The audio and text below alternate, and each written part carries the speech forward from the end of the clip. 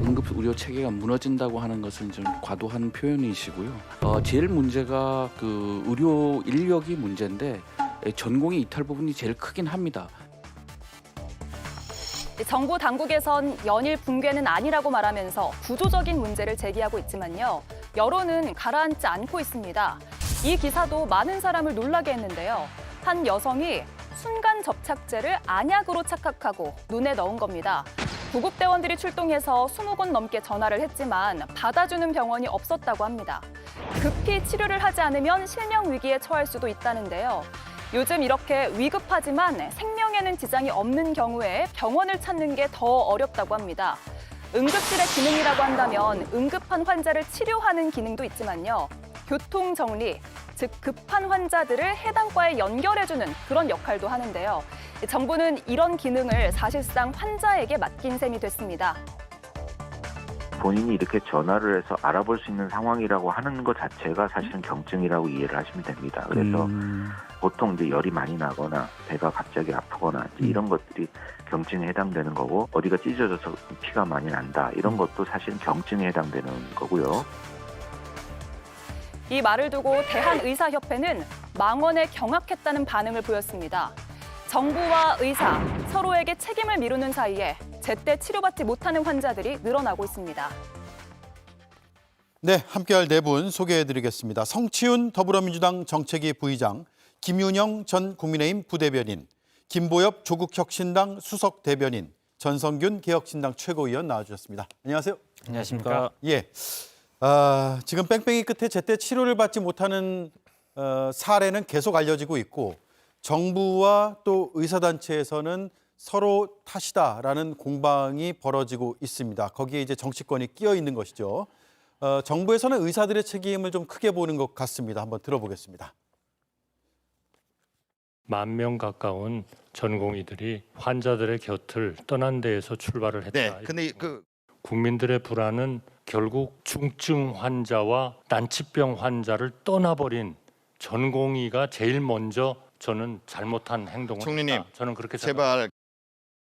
전체 응급실의 총 의사 수가 감소한 것은 2월 전공의 집단 이탈에 따른 것으로.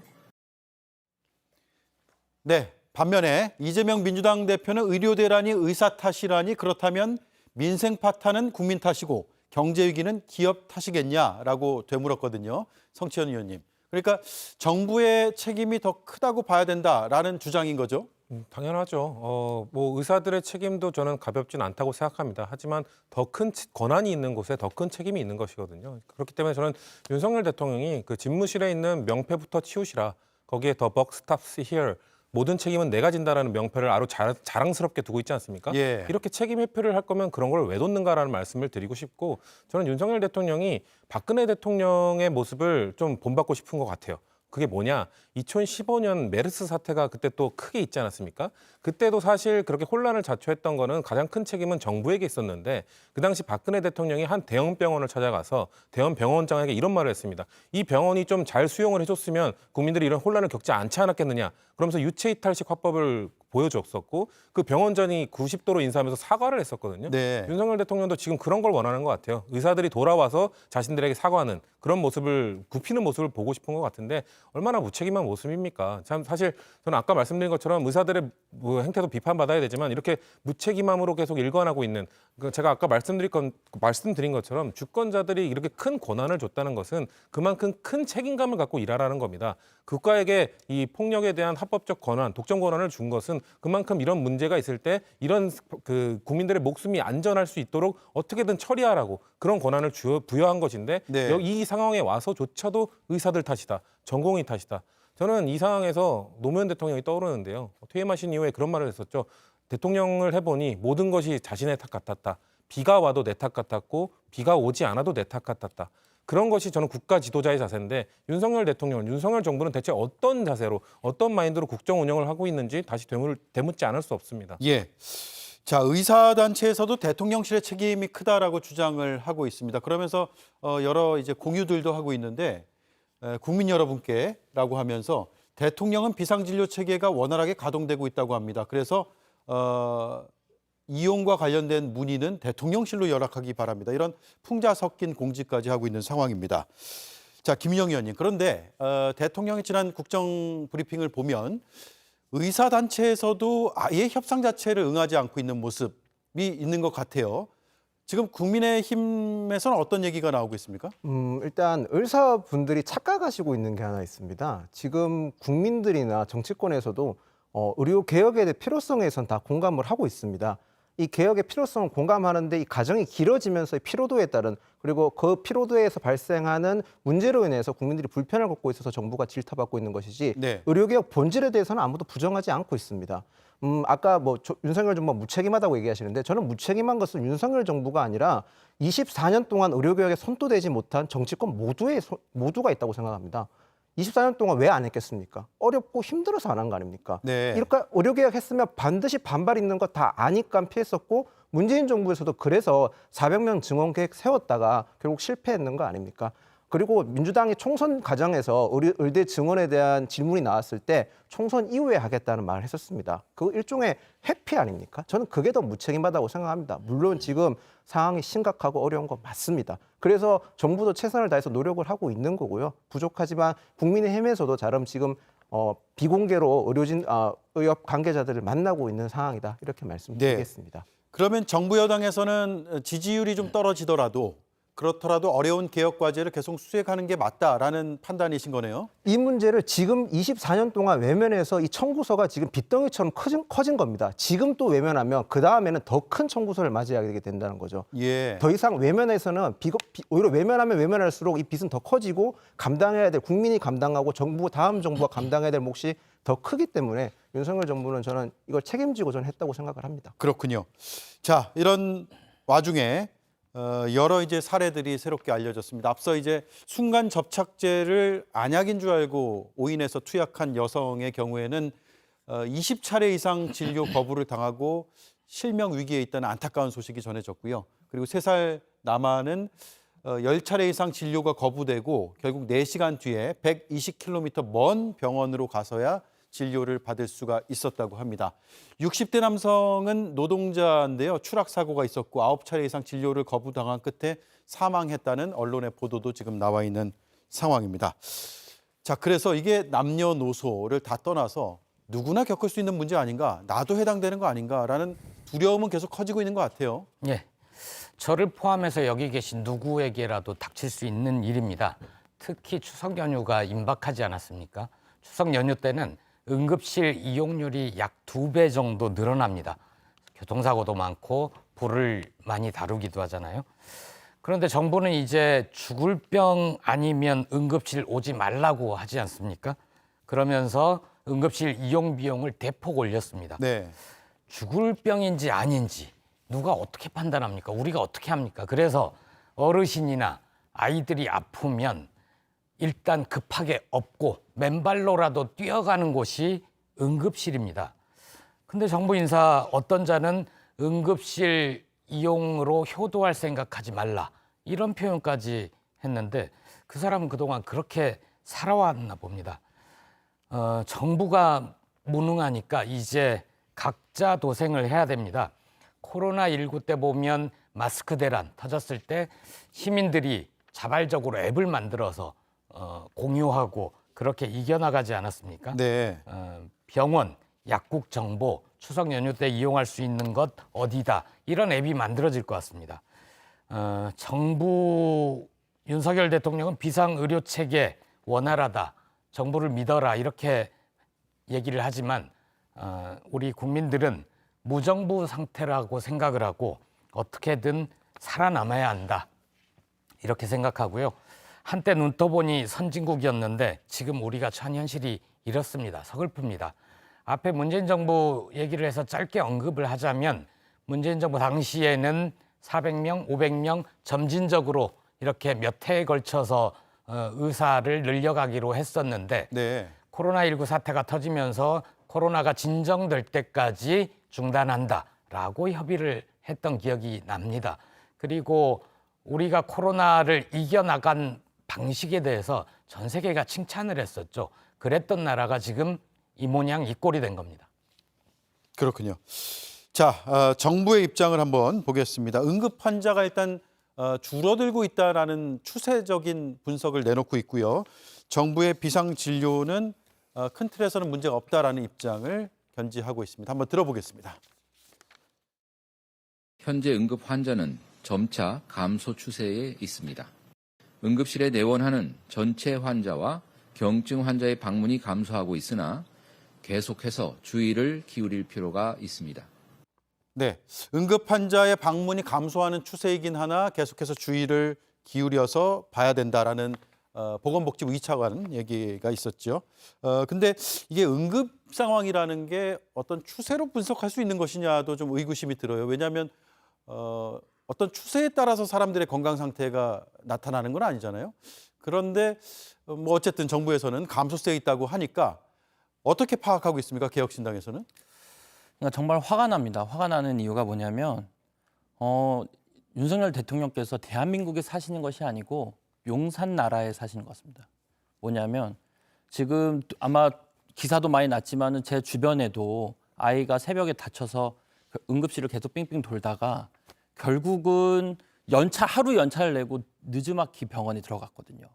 그러니까 이런 게 우리 주변에 사례가 많아지고 있고 쌓여지고 있고 뺑뺑이가 가장 무서운 점이 뭐냐면 행정력 낭비가 굉장히 심해진다는 겁니다. 예. 그렇게 된다면 제때 들어갈 행정력이 낭비가 된다면 앞으로 점점점 그 책임과 효과들은 커질 거라고 생각을 하거든요. 그래서 오늘보다 나은 내일을 과연 국민들께서 예상을 할 것인가? 저는 너무나도 답답하고 최근 이주영 의원께서 한 달 전에 기자회견을 했었는데 흉부외과 전공의가 107명에서 올해 12명으로 축소됐습니다. 네. 이게 서울이나 수도권을 말씀드린 게 아니고 전국의 흉부외과 전공의가 12명밖에 없습니다. 이제 내년이 되면 6명이 됩니다.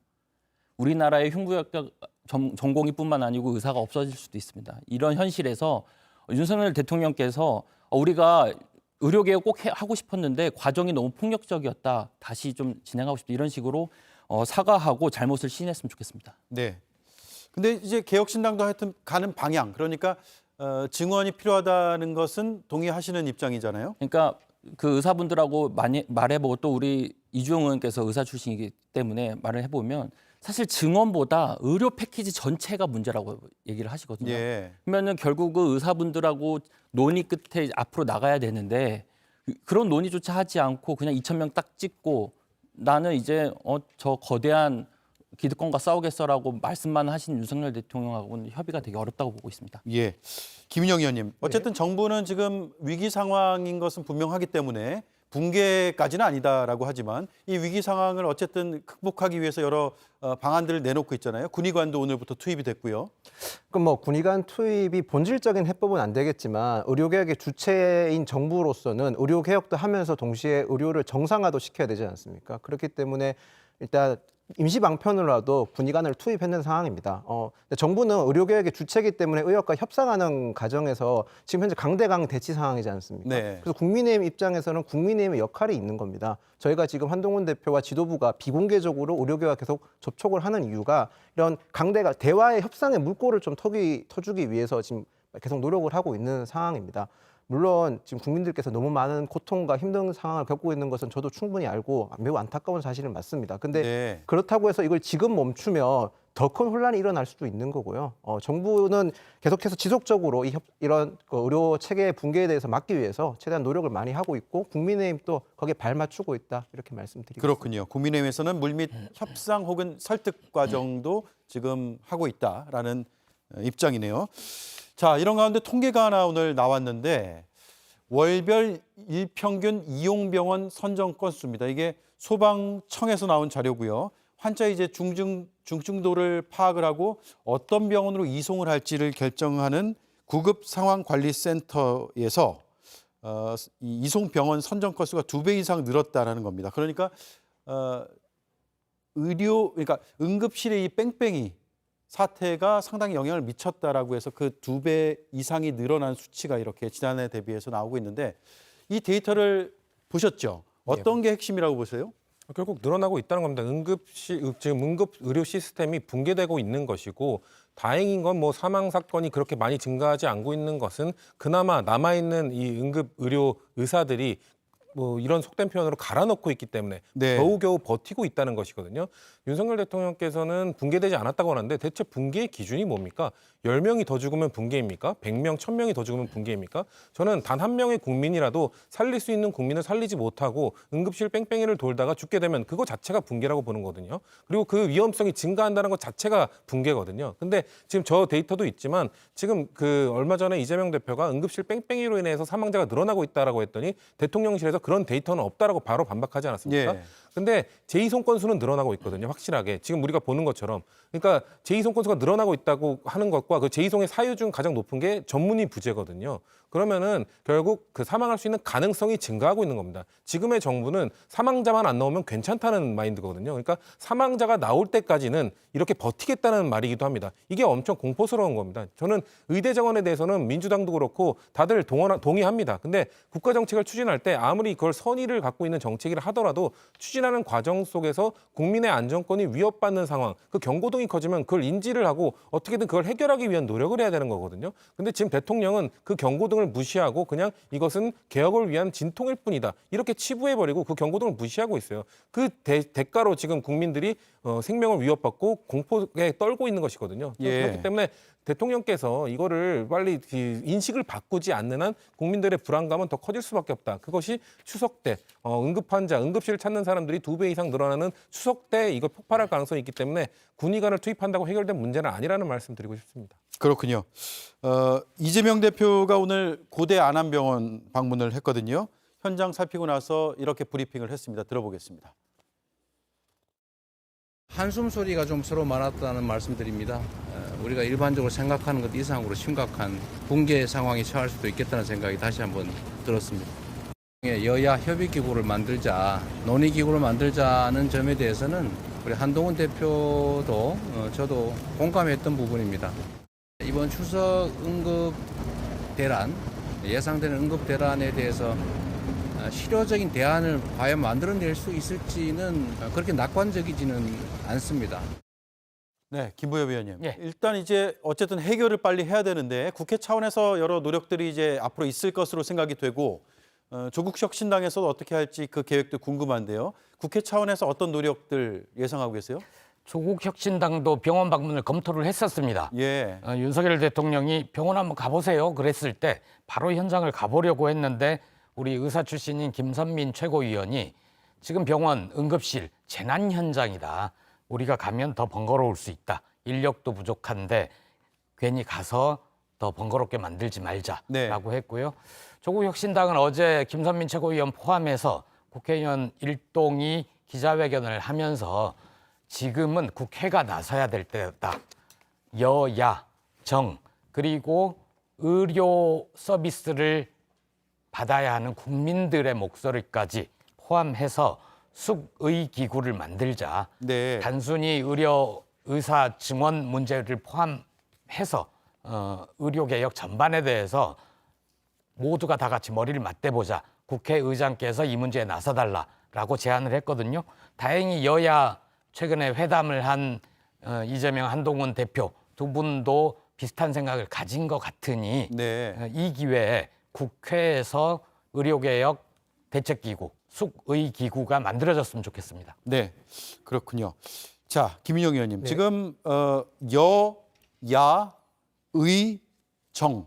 그러니까 여당, 야당 그리고 인사단체, 정부까지 다 참여하는 의료대란 비상협의체를 만들자라는 게 이제 야권에서 제안하고 있는 상황이고 이 기구 자체에 대한 찬반을 넘어서 일단 어떤 논의가 필요하다. 이거는 한동훈 대표도 공감했던 부분으로 알고 있는데 그렇다면 당내에서 여러 의견들이 나올 것 같아요. 어떻게 전망을 하세요? 현재 의료 상황의 심각성에 대해서는 국민의힘 내부에서도 충분히 공감을 하고 있습니다. 그래서 이 기구가 출범해야 된다는 점에서는 다 동의를 하고 있고 지금 말씀 들어보면 다 의대 의사들 증원들에 대해서는 다 찬성하는 입장이지 않습니까? 네. 그러면 이 출범하는 과정은 다 좋은데 정치적 수사는 좀 빠졌으면 좋겠습니다. 적어도 이 의료 개혁 관련해서는 여야가 정치적 수사가 빠진 채 비난과 비판이 아니라 건설적인 협의만 했으면 좋겠습니다. 근데 물론 야당 입장에서는 정부의 실책이나 정부가 잘못된 부분에서 비판할 수는 있지만 비난이 좀 전 지금 더 강한 것 같거든요. 네. 그런 비판과 비난은 잠시 접어두고 정쟁이나 정치 수사를 완전히 배제한 협의기구가 만들어서 논의를 했으면 좋겠습니다. 네, 건설적인 비판은 오케이. 하지만 발목 잡는 비난은 안 된다. 그리고 좀 건설적으로 일단 해결을 위주로 하는 그런 대화를 했으면 좋겠다는 말씀이네요. 알겠습니다. 다음 이슈로 넘어가겠습니다.